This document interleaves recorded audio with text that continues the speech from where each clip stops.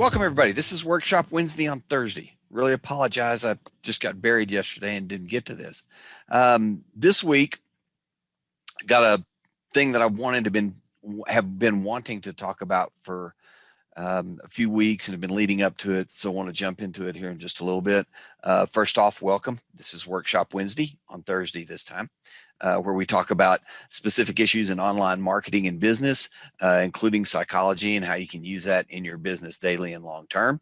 We'll usually do a Q&A, but today there's probably not going to be one because nobody knows that I'm doing this unless they happen to be on Facebook right now. So this week we're going to talk more about your offer. And the title of this week's podcast and vlog is It All Starts With Your Offer. The biggest struggle that I've seen for myself and I've seen with others almost always comes back to having or not having, in most cases, a rock solid offer, an offer that the person doing it truly believes in. They can apply the FEAD acronym that we talked about last week: focus, empathy, articulate, and being decisive. If you don't have those components in your offer, then there's something up with your offer that, in my mind, needs to be addressed and you need to take care of before you look at anything else.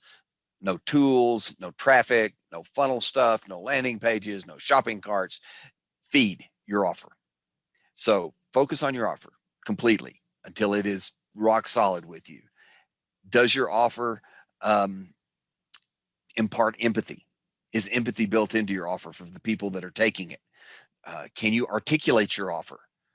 Can you do the 30-second elevator pitch or intro or whatever you want to call it? Can you do that with complete strangers, with people you know, without sounding salesy, and really believe in it and have that belief come through? And then being decisive. Do you have it down? I mean, are you definite about what you're going to do, that you can fulfill it, that you know you can fulfill it, and you're doing it? That means if you have an offer and you're not being decisive and you're not actually out there fulfilling it with somebody, then it's not a complete offer, because that's how you validate it, or that's how I like to validate it.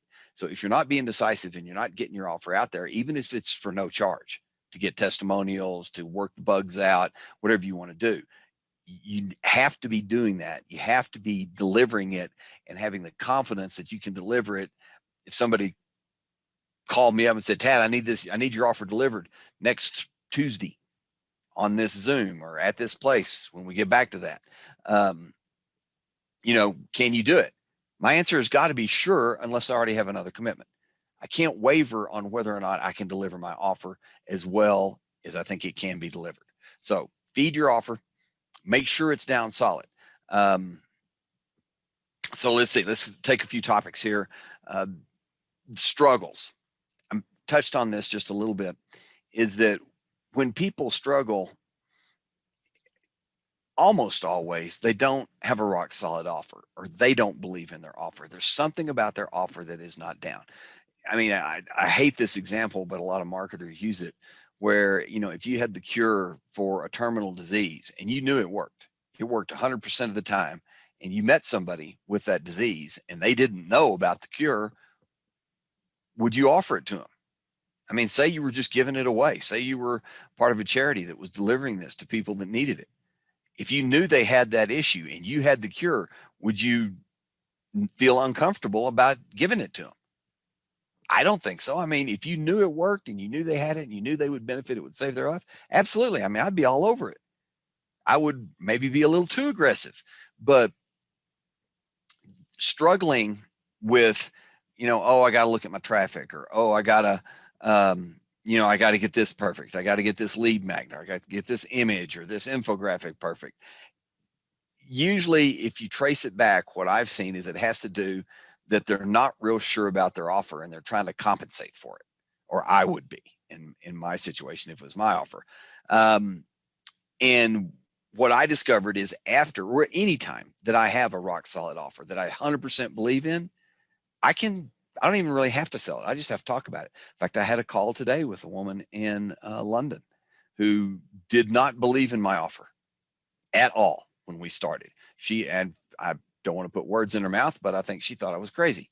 Why would I do my offer this way? It's exactly opposite to the way everybody's telling you to do what we were talking about. But I knew it worked, and I just kept talking. I didn't really sell her. I didn't have to. I just talked about it. We would come up, we would talk about this issue or that issue, and I would explain why I approached it this way. And towards the end of the call, which I had to get off of, or I probably would have closed her, is that I think she was really starting to believe that the way I approached it, the offer I had, was the best fit for what she was looking for. Hopefully we'll get back together and we can do something together, because I think she's got a really good offer. I just think she's in what a lot of people call a red ocean. She's trying to approach it the way everybody else is approaching it, and there's a lot of competition out there. And the way I'm talking about doing it is more blue ocean. So rock solid offer. The results is that once I get a rock solid offer, for me anyway, and for the people that I see, is figuring out the rest of it. The sales copy, the funnel, the landing page, all that stuff becomes much, much easier, because it's all structured around getting your offer out the door, because your offer's rock solid. All you got to do is get this thing in front of people and it will sell itself. I mean, that much confidence. See what else? Oh, as far as what I look for in my offer is, can I repeat it on a moment's notice, like I was talking about? Is it repeatable? Is it scalable? If it's not scalable, then I need to work on it. I mean, my offer needs to be scalable, at least to the degree that it needs to be. I mean, for lack of a better way to say it, if it's a one-on-one coaching solution, then it needs to be scalable to where I can deliver the results in one-on-one situations efficiently. So I don't end up having 5 calls a week. I can do what I need to do in 1 call a week, 1 call every 2 weeks, 1 call a month, whatever it happens to be. It's got to be scalable to some degree. And for that, and touch on real quick, my belief on that is that the lower the price, the more scalable it needs to be, just for operational efficiency. So if you have a real low price product like hats, or something like that, it has to be, you got to have a lot of automation in there. It has to be scalable. Where on the other hand, if you have a $5,000 a year or $10,000 a year coaching program, it's something that you can spend more of your time on because it's worth more.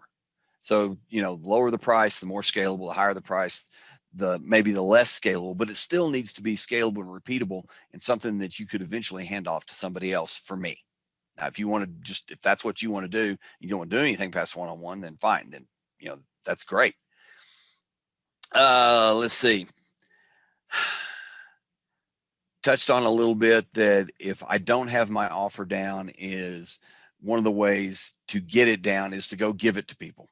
Find 3 people that need the offer that you've developed and deliver it to them. Come up with an agreement with them. Say, hey, if you'll spend 2 hours a week on this for 3 weeks, I will get you this result, but I need your commitment that you will do this. And then deliver it. And you will learn a ton. If you haven't done that yet with your offer and you're still designing it, start putting it out there. Even if you have to put just pieces out there, validate it. Make sure that what is in your head that you think is great, that the people that you're talking to think it's great. Because if it never gets to the point where they think it's great, you don't have an offer. You've got a hobby. You've got something you're just playing with. So get it out there. If you have to, give it away. Give a discount. Like I like running betas. I'll take the price of my offer and I'll cut it in half.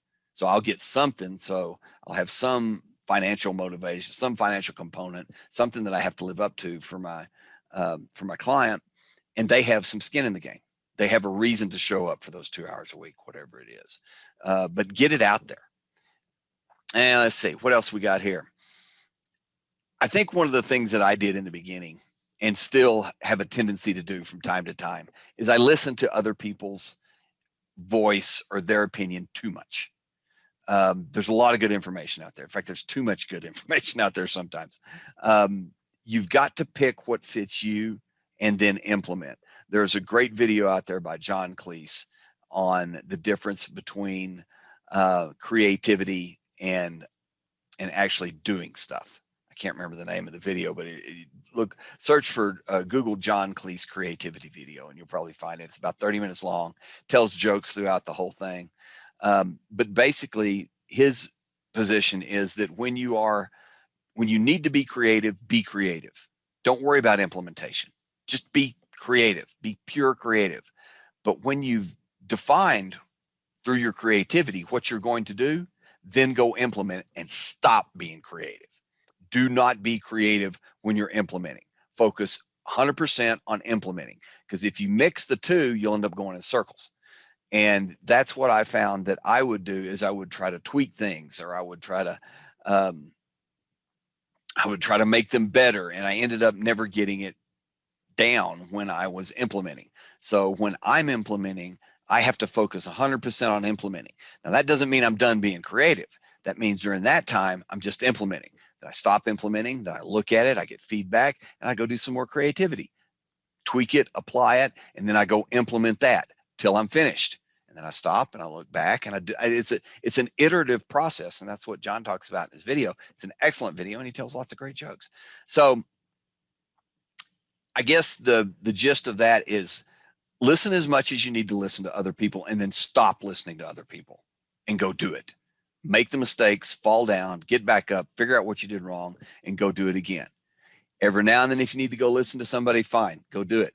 But don't keep going back listening to people. Once you have listened and you're pretty sure you've listened enough, implement.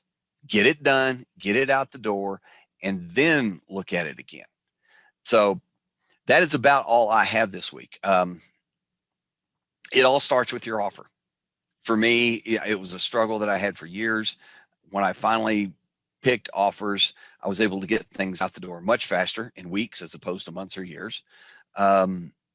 The traffic, the audience became crystal clear, because I knew I used the Chet Holmes 3% top of the pyramid approach, where I knew, that 3% of my niche that was buying now, I knew what they wanted. I knew what they needed. I knew what they were looking for. I knew what they were buying. And I focused on my offer and got it to deliver that to them. The rest of it came really quickly and simply relative to what it had before I had my offer solid. Use FEAD on your offer. Focus on your offer. Be empathetic, or look at how your offer provides empathy to the people that are consuming it. Be articulate with your offer. If you can't articulate your offer, then I'm not really sure you have one, because if you can't describe it, they're not going to be able to understand it. And then be decisive. Stop being creative. Go implement. Get it out the door. Make the mistakes if you have to. Fall down. Get back up. Do it again. But get it out the door. It all starts with your offer, and the rest of it will come. It has for me. Have a great rest of your week. Any questions, let us know in the Facebook group, or service at microsuccessful.com. That's another one. So service at microsuccessful.com. And we'll talk next week. Bye.